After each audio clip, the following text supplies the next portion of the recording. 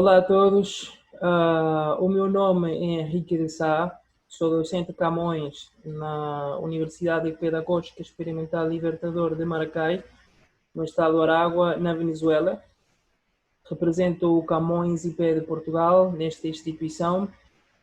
Atualmente dirijo um projeto de formação de professores, que está em vigor desde o ano 2018, e como parte dessa formação surgiu um projeto derivado, que também é muitíssimo importante, que decidimos denominar Rede Camões.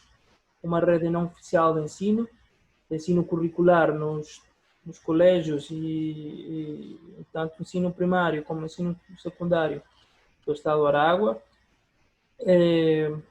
Esta formação surge com a necessidade e o interesse de fornecer uma capacitação e uma formação adequada para os futuros professores e os atuais também desta rede.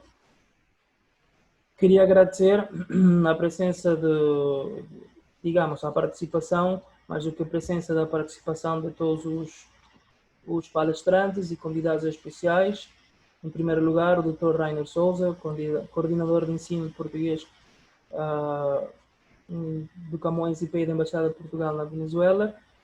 Queria agradecer também a participação das minhas queridíssimas professoras da rede nestas jornadas, como são a professora Marina Rodrigues Freitas, a professora Silvia Pascoal e a professora Anabel Pereira. Elas realizaram um trabalho fantástico, maravilhoso, no ano letivo que acabou, e são elas as que permitiram e deram início a este fantástico projeto. Quero agradecer também a participação posterior, com uma formação, uma sessão do professor Ricardo Tavares, professor de português e de espanhol, revisor de textos da Universidade Católica Andrés Bello e da Universidade Metropolitana. Também esperamos a participação da professora Namíbia Espinosa, professora de português, formada na UCB, na Universidade Central da Venezuela, e que neste momento está a desempenhar funções como professora no diplomado de cooperação, no diplomado do protocolo de cooperação entre a Universidade de Carabobo e o Instituto de Camões, esta universidade localizada em Valência, estado de Carabobo, mais ou menos a 250 quilômetros de Caracas. Mas essa formação, esse diplomado totalmente online. Queria também agradecer a todos os convidados, participantes e a todos os nossos futuros professores por aceitar, por formar parte desta iniciativa que visa, entre outras coisas, introduzi-los na formação neste maravilhoso mundo do ensino de português. Uma língua, como sabemos, é uma língua de importância crescente, de importância real, constatável, e que é uma língua, como é conhecido, uma língua de formidável passado, presente fantástico e um futuro promissório. Vou partilhar a minha apresentação para iniciarmos esta palestra, que espero que seja do vosso agrado, do vosso interesse. Em primeiro lugar, queria só lembrar, ou fazer lembrar, que estas jornadas são as primeiras que fazemos associadas a esta rede, e foi iniciado com a palestra, uma interessantíssima palestra do Dr. Rainer Souza, sobre a planificação no ensino de português como língua estrangeira. Uma palestra bastante interessante e que está disponível no nosso canal, assim como todas as palestras vão ser publicadas, palestras, conferências, sessões vão ser publicadas no nosso canal Centro Língua Portuguesa UPEL Maracay. e estará disponível para todas as pessoas que quiserem ver e partilhar. Então, o meu tema central para o dia de hoje tem a ver essencialmente com a língua portuguesa e o ensino de português como língua estrangeira. Isto claramente é muito focado ao o contexto da Rede Camões. Esta rede, como já expliquei, é um projeto de dinamização de cursos e de difusão da língua a nível curricular no estado do Aragua, nas principais cidades do estado do Aragua. E então, desta forma iniciamos. Falar um bocadinho da língua portuguesa e o ensino que ele é. O que é que sabemos da língua portuguesa? Quantas pessoas é que falam a língua portuguesa de forma oficial? Qual a importância desta língua? Espero, de alguma forma, poder esclarecer um bocadinho estes pontos na minha apresentação. Os conteúdos que espero abordar têm a ver essencialmente com a língua portuguesa, história da língua portuguesa, um percurso bastante rápido e resumido sobre a história da língua. O ensino da língua portuguesa também vai ser uma passagem bastante rápida sobre os aspectos da língua materna, língua de herança, língua segunda, língua estrangeira, tudo focado no que é pertinente para este projeto, para estas jornadas que têm a ver com a preparação para os professores da Rede Camões. E por último, contar-vos um bocadinho sobre o Camões IP e a difusão do português, principalmente na Venezuela, quais protocolos é que estão em vigor e o que significa isto da Rede Camões Estado do Aragua. Ora bem, a língua portuguesa como uma língua global, a lusofonia como um valor atual, um valor não só linguístico, mas também político, cultural, porque, claro, como sabemos, a língua é uma forma de expressão cultural. E, mais importante ainda, é o mundo pluricentral.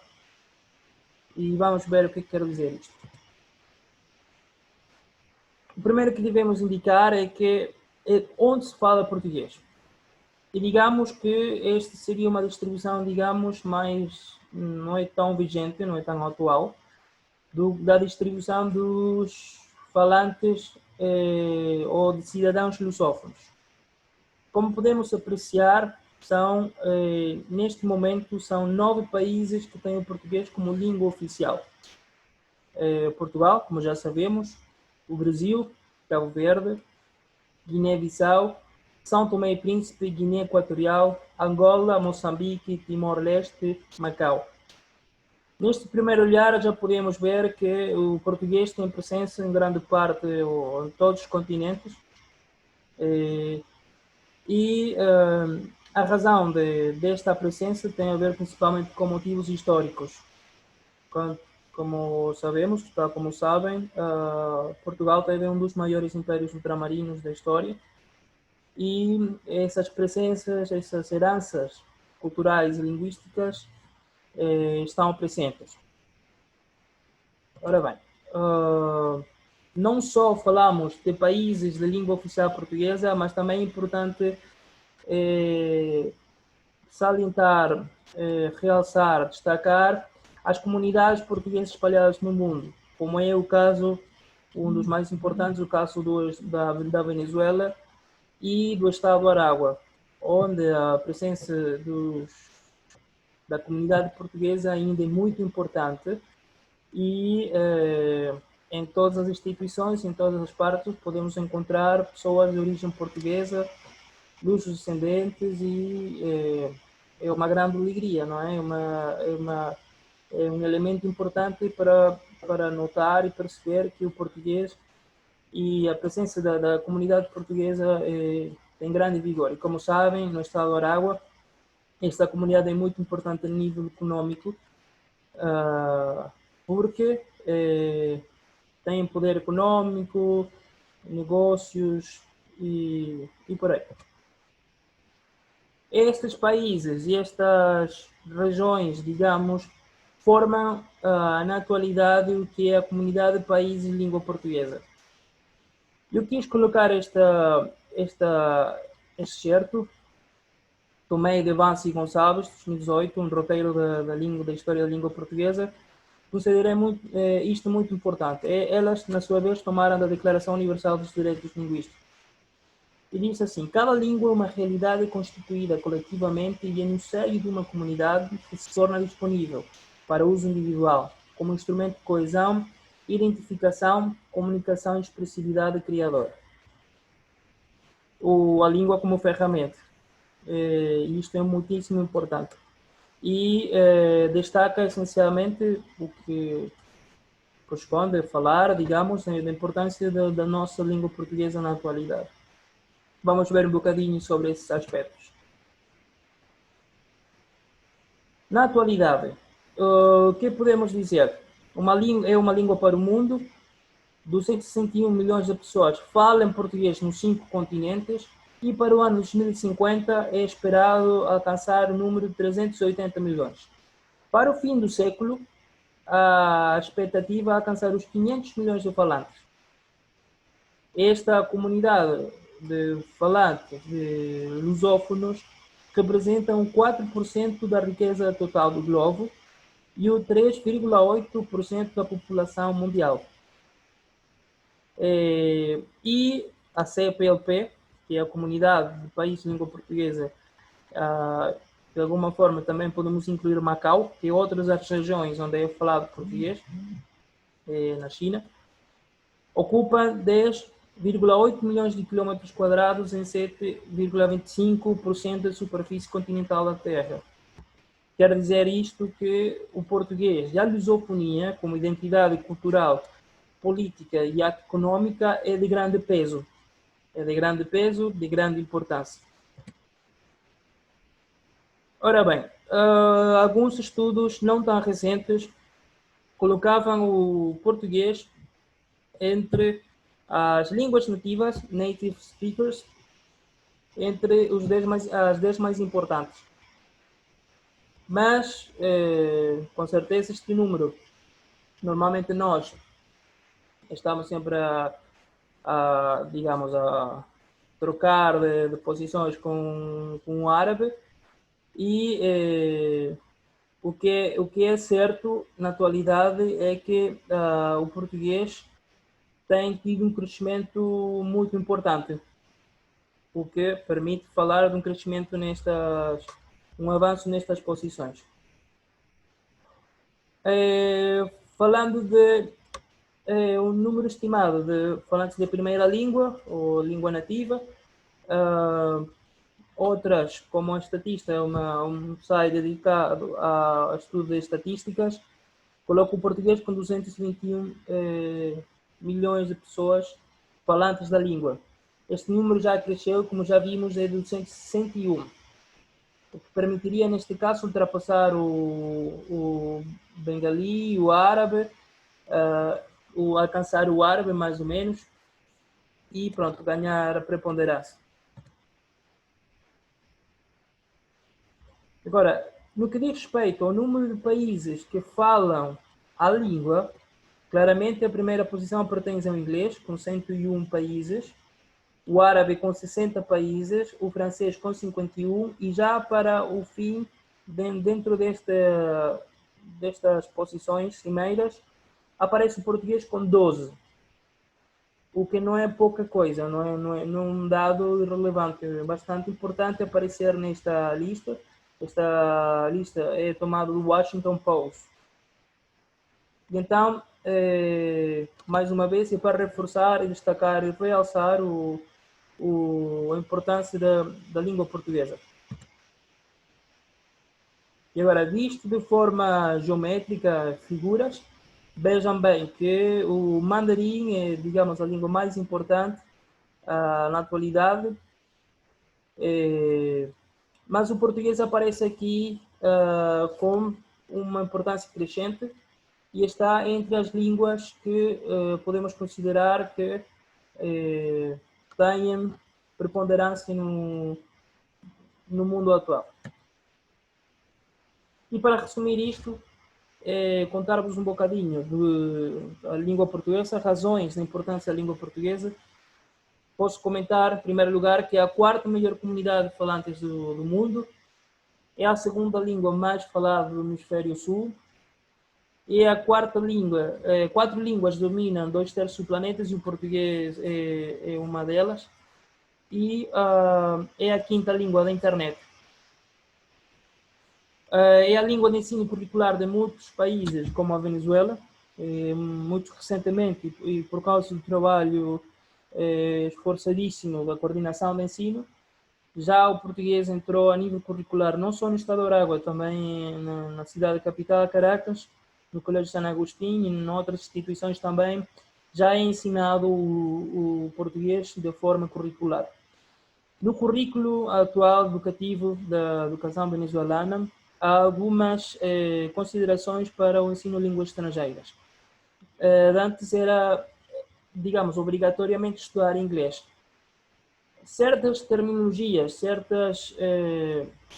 digamos, houve algumas alterações para permitir o ensino de outras línguas estrangeiras e dessa forma nós conseguimos aproveitar para introduzir o português em instituições muitíssimo importantes, tanto públicas como privadas de Aragua e outras regiões.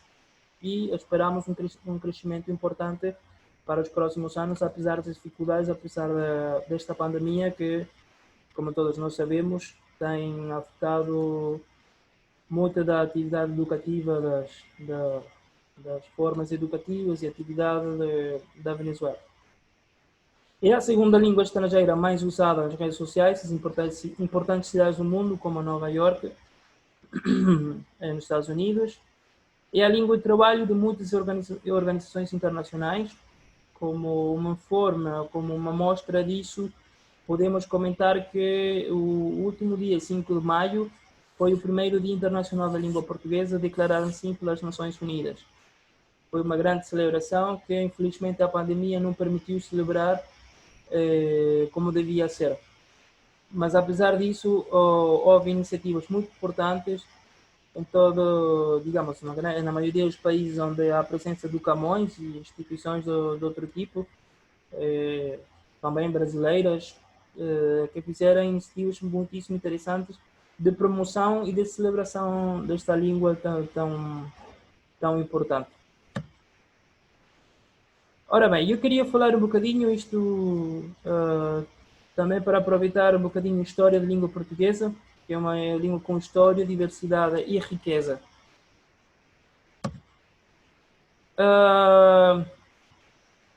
Certos autores, ou a maioria dos autores da língua portuguesa, consideram que um dos principais problemas é o referente à periodização da história da língua portuguesa. É por isso que estes autores que eu já mencionei, Vança e Gonçalves, tomam esta figura, este quadro do Castro, de 2006, e eles, para mostrar, nomeadamente, o que é as diferentes abordagens aos períodos históricos da língua portuguesa. Leite de Vasconcelos, por exemplo, fala de um período pré-histórico, proto-histórico, português arcaico e português moderno. Pela sua vez, Serafim Silva e Neto coincide com Leite de Vasconcelos, e também fala do período pré-histórico e proto-histórico, mas a diferença vem quando, em lugar de considerar o português arcaico, fala de um período trovadoresco e de um período português comum. E volta a coincidir com Leite de Vasconcelos no que diz respeito ao português moderno. Pela sua vez, Pilar Vázquez Cuesta reúne estes períodos pré-histórico e proto-histórico num período que ela denominou como pré-literário. O português arcaico e o trovadoresco, o português arcaico Leite de Vasconcelos e o trovadoresco Serafim Silva Neto vai ser considerado para Pilar Vázquez Cuesta como o período galaico português, para depois passar um português pré-clássico, português clássico e finalmente português moderno. Por último, Lindley Sintra considera que coincide com Pilar Vázquez Cuesta na denominação de preliterário, mas em lugar de chamar galaico português, o segundo período vai ser denominado, prefere denominar como português antigo. Depois passa para português médio, coincide novamente com Pilar Vázquez Cuesta no português clássico. E por último, todos os autores coincidem que o último período é o período que está em vigência da história da língua, é o português moderno. Então, digamos que para fazer uma união entre todos, decidimos dividir este trabalho da seguinte forma, ou, digamos, comentários da história da língua da seguinte forma. Um primeiro período chamado latim ou português, com a presença ou elementos característicos da presença romanos, dos vândalos, suevos, alanos, visigodos e muçulmanos. O português antigo, o galego-português, condado portucalense e o reino de Portugal. O português clássico, caracterizado como grande elemento das viagens de navegação, descobrimentos portugueses, surgimentos de obras muito importantes como os Lusíadas, de Luís Vaz de Camões, e finaliza ou acaba com o domínio espanhol. E por último temos o português contemporâneo, e desta altura é caracterizada pela presença de autores literários como Tade Queiroz, Fernando Pessoa e José Saramago, e digamos que é o período que está em vigor. Observemos como é a evolução da língua portuguesa a partir das... Este é o professor Ricardo Tavares deu este material muito interessante para poder perceber um bocadinho. Do ano 1000, o ano 1500, 1150, 1200, vejam bem, observem bem como o português, o galego português, o galaico português vai ganhando preponderância. No início da Península Ibérica, posterior à invasão muçulmana, e a partir, voltando atrás, com a chegada dos romanos, começa um processo de, digamos, de miscigenação das línguas, que já línguas tribais, que faziam presença na Península Ibérica. Estas línguas, com a posterior chegada dos bárbaros e os muçulmanos, a invasão árabe, a invasão muçulmana, foram variando, algumas desapareceram completamente, como é o caso do leonês, por exemplo, o aragonês, e algumas persistem, são anteriores, por exemplo, o basco e o português, digamos, das mais preponderantes. Então, continuamos. Então, do latim ao português, esta história começa com a Península Ibérica. Sabemos que a Península Ibérica, antes da chegada dos romanos, era um território muito rico e muito importante, e muitas populações, civilizações passaram pelo território ibérico, fizeram vida. Então, devido às guerras púnicas, Roma invade a Península Ibérica. E na Península Ibérica iria encontrar claramente a resistência de parte de grupos numantinos, e principalmente o que nos corresponde falar dos lusitanos, comandados, entre outros, por Viriato e Sertório. Sabemos que Viriato, tal como vimos num slide anterior, é uma figura destacadíssima, mitológica, heroica de Portugal, referencial. Com a invasão romana, foram estabelecidas, foi romanizada a Península Ibérica. Inicialmente, o território passou por diversas transformações, não é? A nível administrativo, político-administrativo. Uma primeira divisão entre uma Espanha superior e uma Espanha ulterior, não é? Que de alguma forma permitiu estabelecer bases aos romanos para conquistar o território ainda por alcançar o território ainda por conquistar, e com a conquista já definitiva, a primeira divisão política administrativa feita foi a divisão em 3 províncias: Tarraconense, Lusitânia e Baética.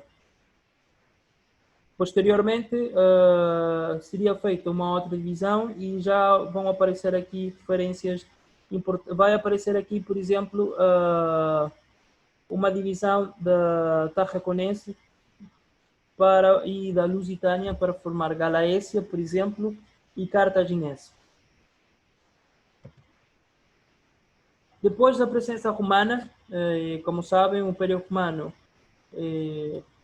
chegou ao fim devido, entre outros fatores, a grandes constrangimentos políticos internos e externos, mas principalmente também por causa das invasões bárbaras, vindas do norte da Europa e de outras partes também, mas o que aqui nos interessa é falar um bocadinho dos povos que chegaram à Península Ibérica.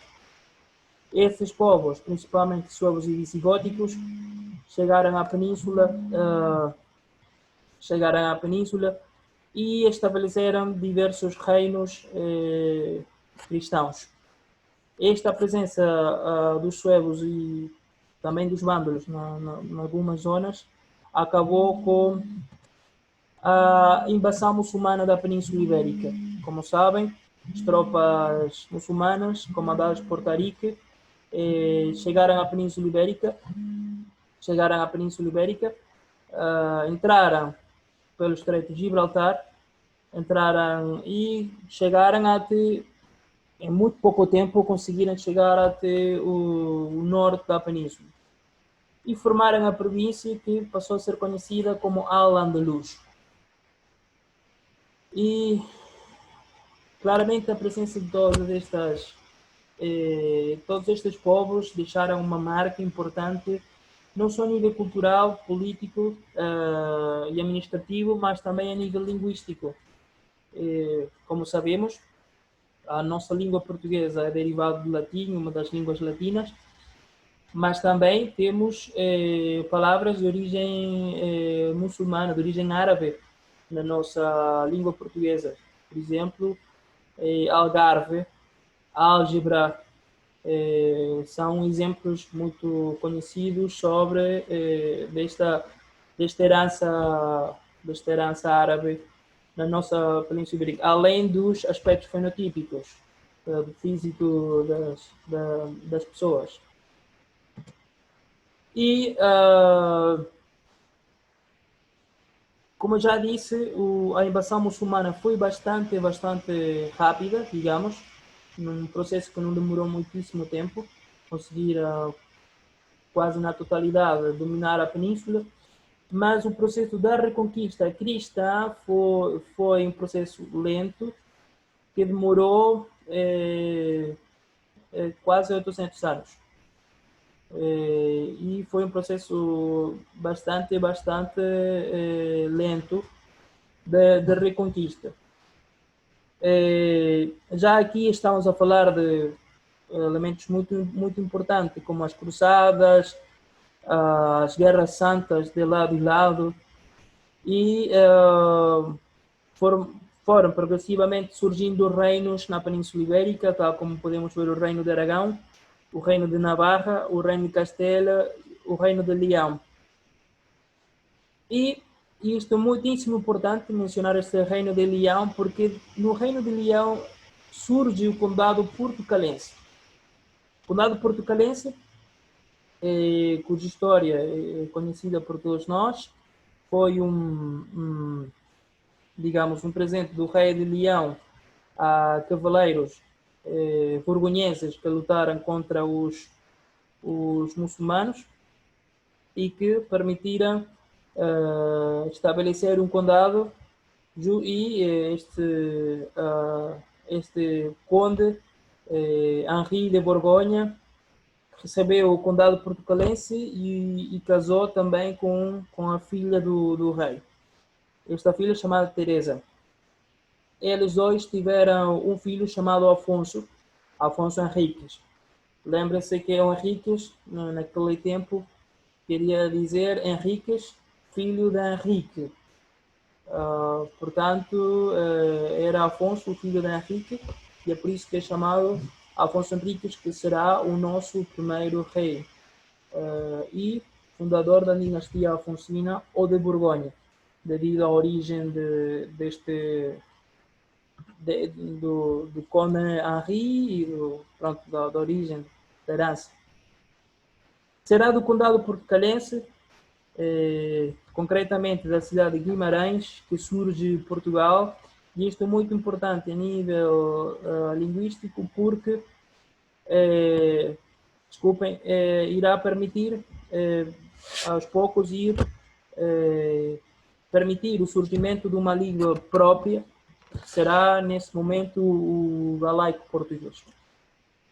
Então, já para esta altura, 1143, com a presença como sabem, Afonso Henriques revoltou-se contra a mãe, o pai tinha falecido e a mãe entrou numa situação polêmica com a corte. Então, Afonso Henriques revoltou contra a mãe e foi o chefe de uma grande rebelião que implicou a libertação de Portugal. Infelizmente, ele não conseguiu alcançar conquistar todo o território do que é atualmente Portugal, porque foi um projeto que foi concretizado pelos descendentes do Afonso Henriques. Importante aqui marcar que já começa uma independência não só política, mas também linguística, a partir destes momentos. Ora bem, quanto ao termo político, atenção, porque naquela altura só o rei era nomeado e era aceito pelo Papa. E para aquilo passaram muitos anos, passaram décadas para que Afonso Henriques fosse aceito fosse instaurado como rei de Portugal, apesar de décadas. Passaram ao redor de quase 30 anos, mais de 30 anos, para ele poder ser nomeado pelo próprio Papa como rei de Portugal. E, claramente, aceitar a existência do Papa. Sabemos que, como já sabemos, a sociedade daquela altura, a sociedade medieval, era muito regida por valores religiosos, principalmente cristãos católicos. Então, a autoridade religiosa, a autoridade papal, era muito, muito importante. Então, portanto, isto foi assim. Vão surgindo os primeiros documentos que atestam a existência da língua portuguesa. Antes se considerava o português, o primeiro documento de língua portuguesa, considerava-se que era o Testamento do Afonso II, datado de 27 de junho de 1814. Mas estudos recentes mostram a existência de outros documentos anteriores, como é o caso da Notícia dos Fiadores, um documento encontrado onde uma pessoa dá a entender que tem uma dívida com um número específico de pessoas e ela deve pagar essa dívida. Por outro lado, também temos a cantiga da Ribeirinha, de Paio Soares de Aveiros, cuja data não é definitiva. Não há uma comunidade no tema da data. Há especialistas que consideram que o documento é do ano 1189, outros, por outro lado, consideram que é um documento do ano 1198 e, inclusivamente, há autores que consideram que é posterior ao ano 1200. Portanto, há ainda polémicas para discutir e resolver quanto a este tema. Mas o importante aqui marcar e salientar é que já existia, digamos, é uma prova, sem importar tanto as datas, é uma prova, é um atestado da existência de um português antigo, do que para alguns especialistas, como já vimos, é o galaico português. E uma mostra importante, digamos, sobre literatura desse tempo, eu queria apenas mencionar um autor bastante conhecido, que foi o rei Dom Dinis, que também era considerado um rei poeta, além de rei lavrador, um rei, digamos, dos mais conhecidos da monarquia portuguesa. Ele também escrevia trovas. As trovas era, digamos, a expressão literária do momento. Existiam trovadores e jograis que andavam por todas as partes a recitar poemas e cantos. E pronto, ele também era poeta, além de ser um rei destacadíssimo noutras áreas, também foi poeta. E eu gostava que observassem bem as grandes diferenças que há entre o nosso português atual com o galaico português. Então vejam bem, por exemplo, Nostro Senhor ajades bom grado, por quanto me hoje uma senhora falou. Então, é parte da evolução da língua, não é? Que consideramos que pronto, tem uma história muito, muito rica. Passamos então a um período que, para a nossa apresentação, decidimos, e prévia discussão com outros professores, com o professor Ricardo Tavares, decidimos colocar ou chamar como português clássico, seguindo as explicações de alguns historiadores. Há 4 elementos que marcam inicialmente este período, segundo a nossa apreciação. Atenção, estes períodos que têm a ver essencialmente com a grande empresa, digamos, o grande contributo de Portugal para a história, além de outros, mas digamos o mais importante, sem dúvida alguma, são os descobrimentos portugueses. Esses descobrimentos que iniciaram a grande empresa de descobrimentos, cujo objetivo era chegar à Índia, teve como início o tomado de Ceuta no ano de 1415, no território africano. Outro grande elemento, além, claro, da redescoberta do arquipélago de Madeira e do arquipélago dos Açores, e claro, contornar a África, o território da África, e a chegada em 1498 de Vasco da Gama à Índia, que é bastante importante, uma data marcante. É o primeiro grande império, o primeiro grande país europeu que consegue chegar à Índia por mar. Isso para nós, talvez na atualidade, simplesmente apanhar um avião e em 10 ou 12 horas estamos na Índia. Naquela altura não era tão fácil, e porque havia muitas dificuldades para vencer, principalmente o desconhecimento que se tinha sobre o mar, o pensamento ainda, digamos, baseado na existência ou na realidade daquela altura, pensar que o mundo era quadrado, o planeta era quadrado, e pronto, e vencer aquela mitologia que falava de monstros marinhos e tudo mais, que podiam acabar com qualquer frota que decidisse passar. E pronto, um gênio e o desejo de chegar além dos portugueses conseguirem alcançar este grande triunfo que foi a chegada à Índia. No ano 1500, outro grande elemento é a chegada ou a descoberta do Brasil. Como sabem, a maioria dos professores, especialistas, o termo descoberta é um termo bastante polêmico, não se sabe realmente se foi uma descoberta ou um achamento.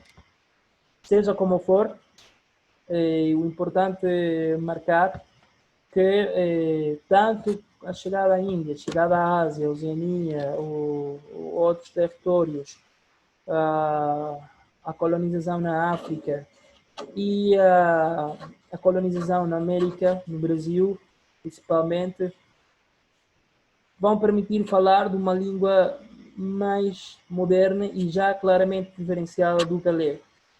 Por que dizemos isto? Porque esta língua começa a receber contributos de palavras vindas destes territórios e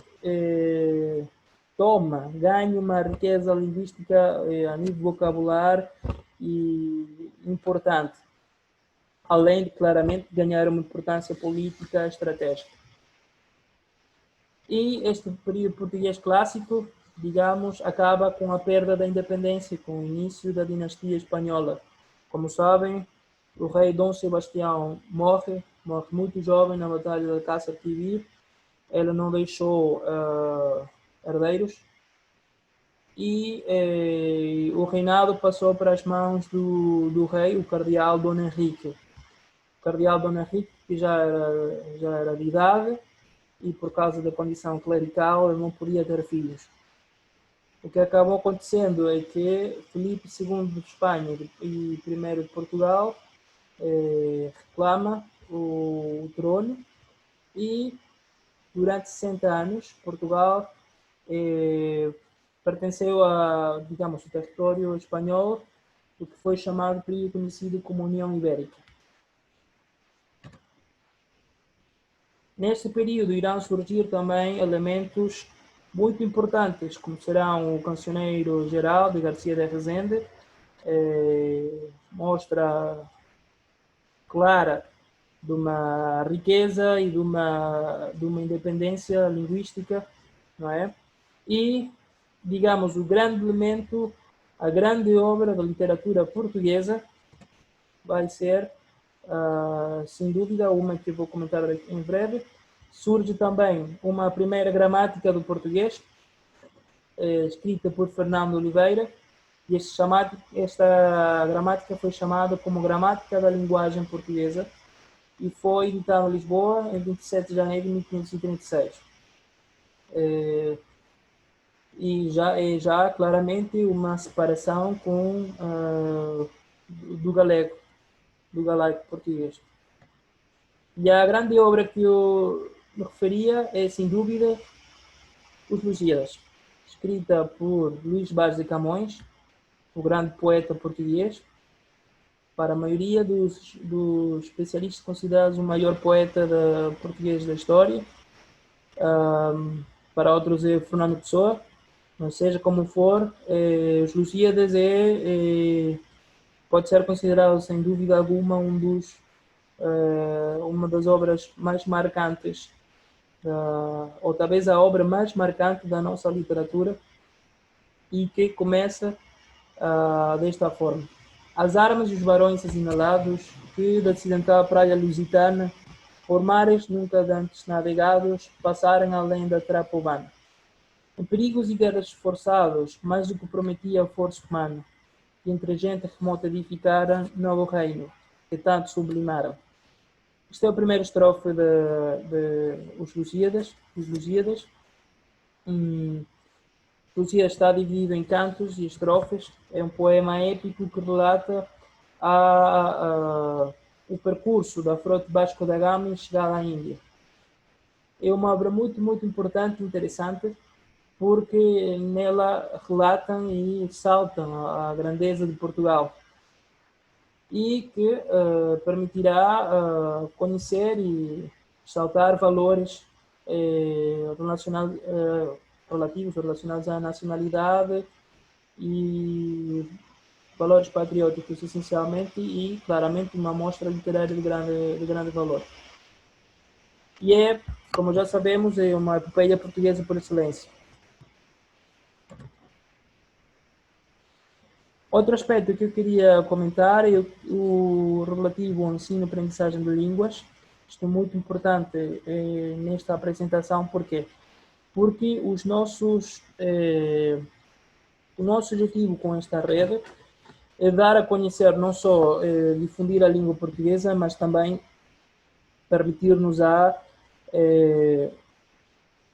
digamos, alcançar estabelecer, digamos, elementos relativos à didática, a experiências didáticas e de formação e pedagógicas no ensino de português, além de permitir, entre outras coisas, aos nossos professores, os nossos futuros professores já contarem com uma vaga de trabalho numa instituição ou algumas instituições importantes do Estado do Pará. Então, há 4 conceitos que devemos esclarecer. Um dos conceitos é o conceito de língua materna, que é, digamos, a definição mais genérica, é a primeira língua do indivíduo, também chamada língua nativa ou primeira língua. É aquela que nós aprendemos em casa, que é, por exemplo, diferente de língua de herança, embora às vezes haja alguma confusão. A língua de herança, por exemplo, aquela que nós, como portugueses ou descendentes, temos na Venezuela, que falamos espanhol, mas também sabemos um bocadinho de português por causa dos nossos pais, nossos avós, das nossas famílias, que é aquela língua de uso familiar em situações migratórias ou de diáspora, falado por descendentes de imigrantes, e esta língua normalmente é um símbolo cultural de origem. Outro conceito importante é o conceito de língua segunda, que é uma aprendizagem da língua no próprio contexto da língua-alvo. Isto é o caso, por exemplo, do venezuelano que decida ir para os Estados Unidos ou para Portugal, e nesse novo país, nesse novo contexto, aprende essa língua. Então aí já a língua é considerada como língua segunda. Pela sua vez, a língua estrangeira é a aprendizagem da língua no país de origem, que é essencialmente o nosso caso da Rede Camões. Os estudantes, a maioria dos nossos estudantes da Rede Camões e do Protocolo de Formação de Professores, são estudantes que estudam português como língua estrangeira. Quer dizer, eles aprendem a língua num contexto onde a língua não é dominante, não é nem oficial, nem é a língua mais conhecida. É como se fizéssemos um curso de formação, de aprendizagem da língua e pronto, aprendemos a língua, mas assim é considerado como língua estrangeira. Isto é importante para poder definir o nosso contexto, que é o contexto do Estado do Aragua. Por que falamos em contexto? Falamos de contexto porque, como sabemos, como comentou o professor Rainer, a planificação exige conhecer um bocadinho sobre os nossos estudantes, conhecer a realidade do estudante, conhecer os seus interesses, as expectativas referentes à língua, ao conhecimento que ele já tem a nível linguístico da sua própria língua materna, que também é importante para poder alcançar ou avançar numa outra língua.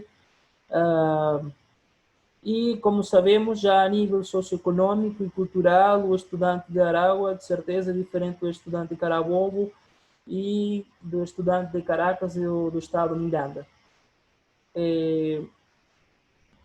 Entender as particularidades deste estudante, as condições que ele tem de vida,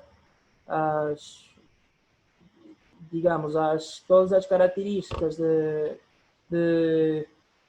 que caracterizam, todos estes elementos que caracterizam a este estudante são muito importantes para poder abordar com sucesso uma formação em língua portuguesa. E por último, falar sobre o Camões IP e a difusão da língua portuguesa e a presença de Camões na Venezuela. O que é o Camões IP? O Camões IP é um instituto do Ministério de Negócios Estrangeiros que trabalha em 2 âmbitos. No âmbito da cooperação, e no âmbito da difusão da língua e cultura. No aspecto que nos compete, que é o âmbito da difusão da língua e da cultura, uma das formas de alcançar os objetivos estabelecidos pelo Camões, uma instituição que tem mais de 90 anos de vigor e de presença. Uma das formas é através da rede EPE, ou rede EPE, há um erro aí, desculpem, que é uma rede de ensino de português no estrangeiro. Esta rede é uma rede com uma presença mundial.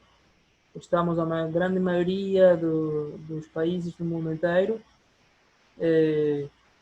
E este crescimento claramente corresponde ao crescimento também do interesse da língua portuguesa.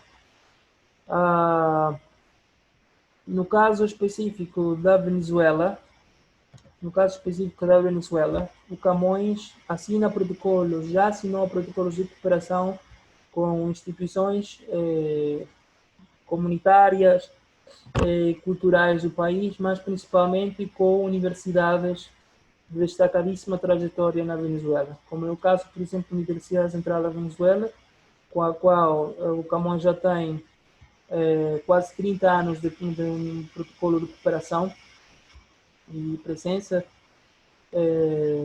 com a Universidade de Carabobo, que é também um dos protocolos importantes, que neste momento temos, de forma conjunta, temos um diplomado de formação de professores online, e uma cátedra do José Saramago que neste momento está inativa e que esperamos em breve poder reativar. Por outro lado, também temos um protocolo de cooperação com o PEL de Maracay para a formação de professores de português na Venezuela. Com diferença, o que acontece na Universidade Central da Venezuela, o projeto da UPEL é muito, muito importante, porque é a primeira vez que são formados professores de português no país. No caso do CB, são formados investigadores, tradutores e intérpretes, é a primeira vez que são formados professores. E no ano passado, 2019, foi assinado um protocolo de cooperação na cidade de Mérida, entre o Camões IP e a Universidade de Los Andes, uma universidade de grande prestígio, de grande vigor, e que espera-se em breve poder iniciar atividades e a formação de profissionais em língua portuguesa.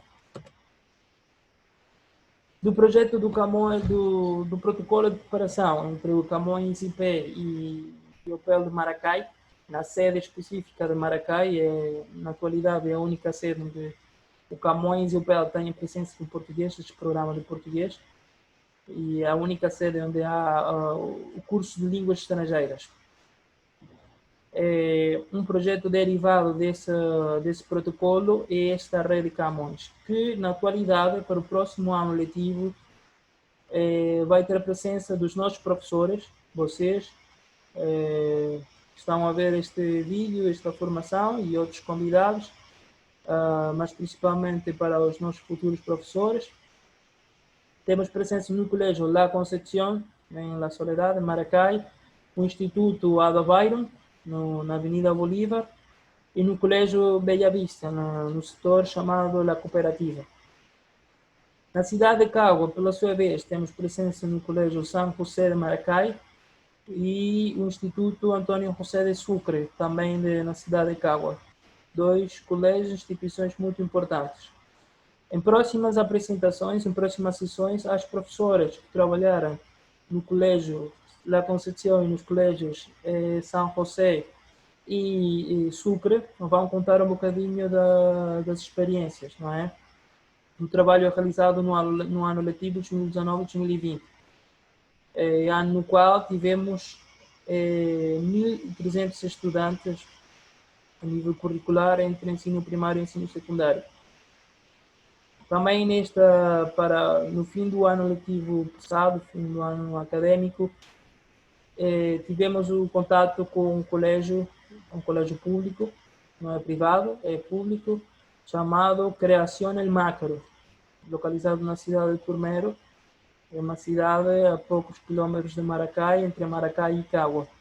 E para este ano também contamos com a presença ou a cooperação de um colégio muitíssimo importante na cidade de Turmero chamado Bicentenário de las Independências. Um colégio de grande trajetória, muito conhecido não só em Turmero, é bastante conhecido em todo o estado do Aragua. Então, há grandes expectativas para esta rede, o crescimento será exponencial, muito importante, e o que nós queremos é que vocês tenham a melhor preparação de todas para alcançar os objetivos estabelecidos que iremos estabelecer entre todos inicialmente. E é por isso que fazemos esta formação, para poder ajudar e trabalhar, combater as dificuldades que é normal ter, mas que procuramos com estas formações ajudar e dar ferramentas necessárias para um trabalho de qualidade, que acompanhe, digamos, a presença e que diga respeito ao que é o Camões IP e o que é o trabalho característico da UPL de Maracai. E quero dar muito obrigado a todos pelo vosso tempo e espero que esta apresentação tenha sido do vosso agrado. Muito obrigado e espero contar com todos vocês para o crescimento da nossa língua portuguesa e da nossa cultura. Muito obrigado.